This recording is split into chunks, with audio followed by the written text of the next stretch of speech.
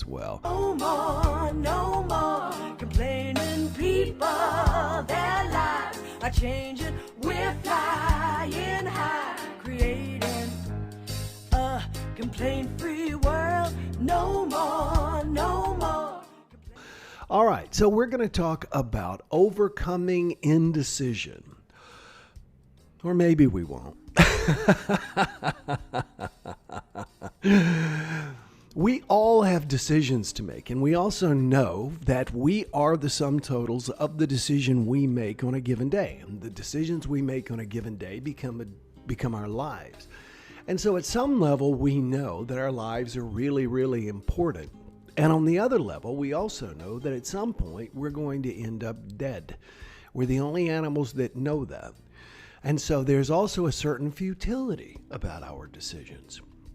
One of the challenges with making decisions is that we're always afraid, not necessarily that we're going to make the wrong decision, although that can be it, but that we could have made a better decision. In other words, the decision that we made was good, but had we chosen this other option, it might have worked out even better. One of the things that I want us to do is to remind ourselves that we actually have the capacity to make decisions and to be grateful that we live in a society where we have that much influence on our lives. Not only do we have influence on our lives, we have influence on society.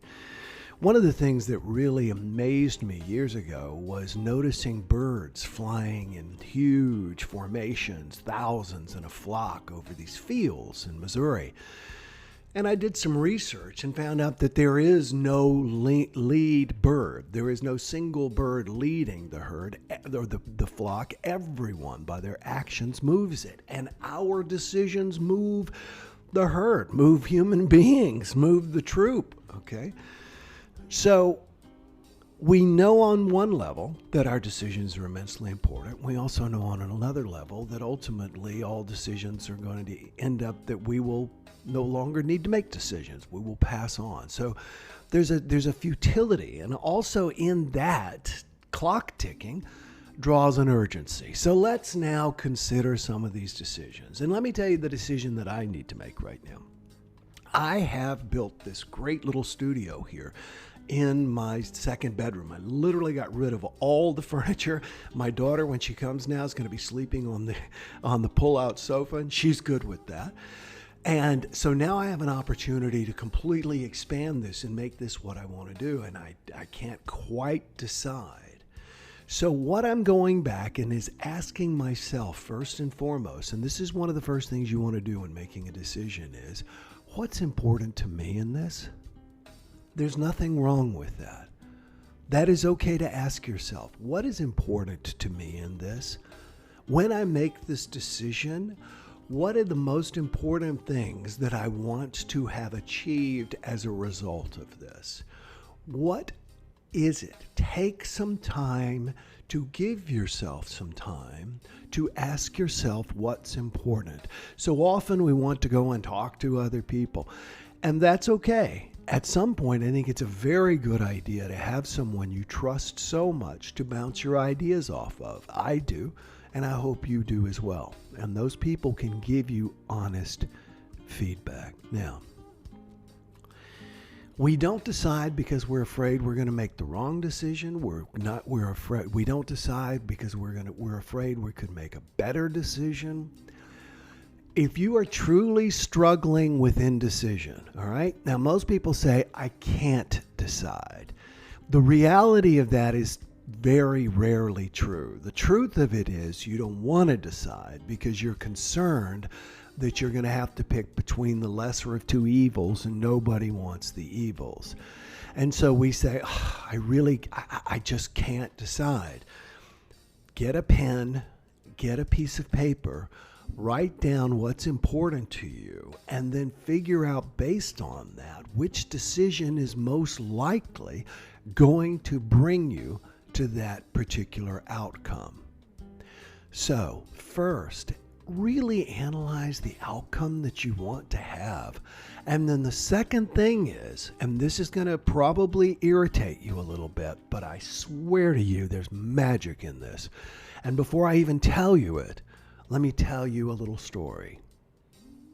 I've always been a very slow reader because I read auditorily. I literally say things over in my head. And these people say, oh, well, you should be able to just skim right through.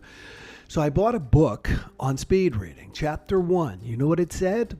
Read faster. I kid you not. It said read faster.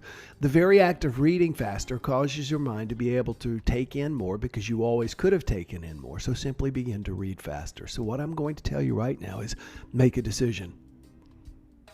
Whatever it is, make a decision. Define what it is you want and then make a decision. Flip a coin. I mean that sincerely. This I'm getting from my good friend Roger Dawson.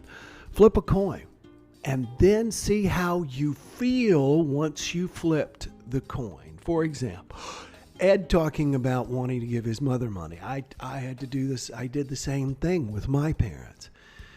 And there's probably a range in there. So you might ask yourself, okay, so if it's at that high range or the low range, I'm either going to do the high range or the low range. Flip the coin and then see how you feel. Wow, that seems too high. Well, that actually seems too low, depending on the answer. And then you begin to narrow the range so that you know what feels right for you. Indecision is rarely truly, I can't decide. It's I won't go through the labor of deciding, and I also don't want the responsibility. I don't want the blame if things go wrong. Listen, in almost every situation, your decisions are not irreparable, and they will often lead you to better decisions. I remember when I was 25 years old working for WBT and WBCY in Charlotte, North Carolina. Between our two radio stations, we had more listeners than the TV stations individually had viewers. It was huge. We dominated the market, and someone offered me a job for 1/5 the money to move to a small town to manage a radio station, and I agonized over it. Do I think I made the right decision looking back? Not really, but it still launched me to where I am today. So no matter what the decision is, if you know where you want to go, you're ultimately going to get there. Get a vision in your mind of what you want your life to be like. Roy Disney, who is the only reason the Disney empire is as successful as it is, he's the brother of Walt Disney. He famously said, decision making is easy when values are clear. Define your values, then flip a coin, see how you feel, and then from there, narrow down to feel to make your decision.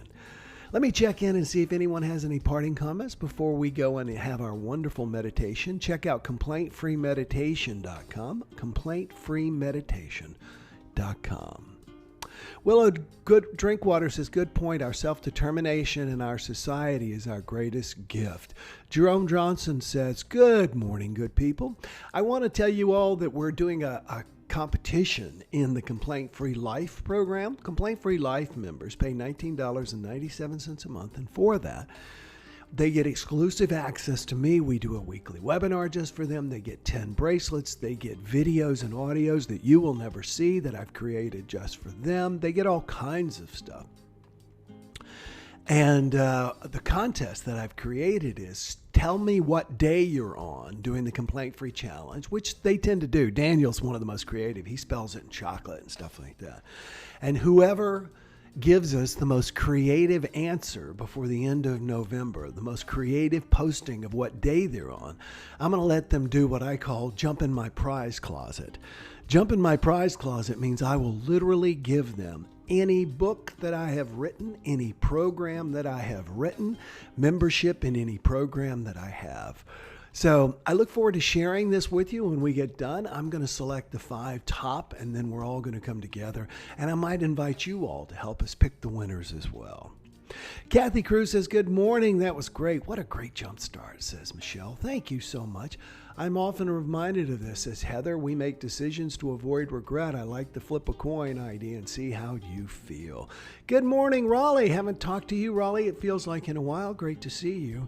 All right, let me real quick, as all of you are giving your parting shots, because many of you say, one of the things that I know that I'm going to continue in one fashion or another as I change my studio here is that my meditation group, the Complaint-Free Meditation Group, loves me changing the images on a regular basis because we often meditate based on the image. So let me show you the one that I've selected for today. And you'll also hear the beautiful music that was created for us by Alex Cordero.